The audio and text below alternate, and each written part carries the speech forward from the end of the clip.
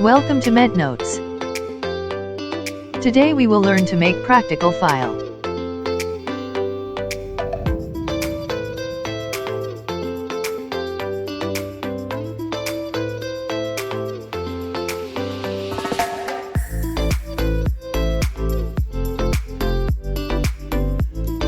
Write the aim, principle on which the experiment is based, requirements, procedure, observations, and finally the conclusion and other remarks if any.